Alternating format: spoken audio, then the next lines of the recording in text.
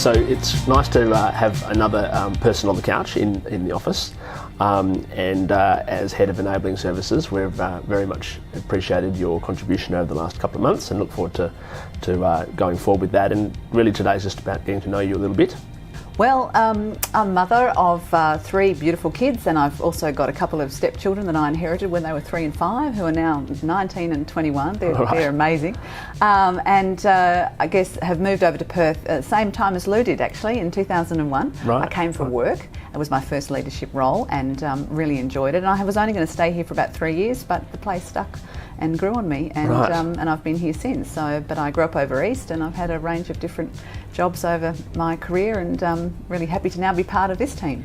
That's great. So you're not really a local yet. It takes a long time to become a local. I've learned that. Where did you grow up?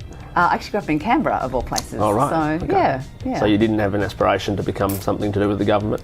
No, and it's really funny because I first graduated in a recession, and the only option was to go into government, and my parents were actually mortified. They weren't public servants, so they thought that was a horrible choice. But I had a good few years there and enjoyed it, but there was a lot of compromise in politics as the higher you get, so I thought, no, not in the long term.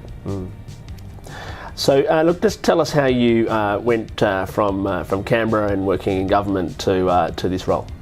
Well, it's been a bit circuitous, so I enjoyed that time in Canberra. I wanted to do a bit more business studies, so I moved to Melbourne and did an MBA, and then I still wasn't sure what I wanted to do when I grew up, so I then went and did some consulting for a while and really enjoyed that.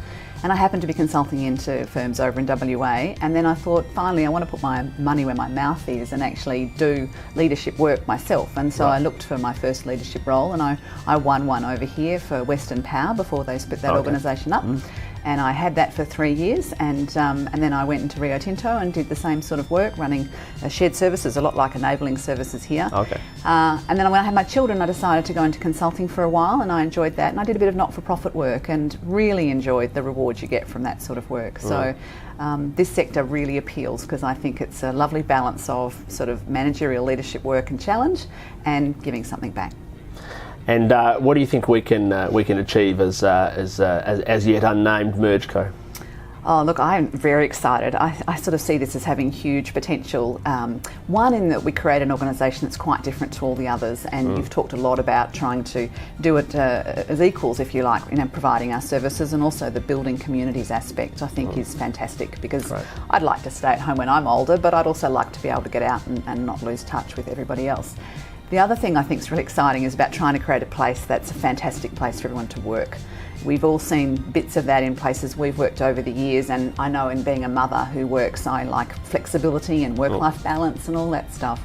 And I'd really like to be part of a team that shapes an organisation that creates that for everybody, no matter what work they do with us. Yeah, well, that's great. That's exactly what we're trying to create, and that's why you're such a good member of the team. So thanks for all your hard work, and we'll maybe chat on the couch again in another few months. Great, thanks. Look forward to it.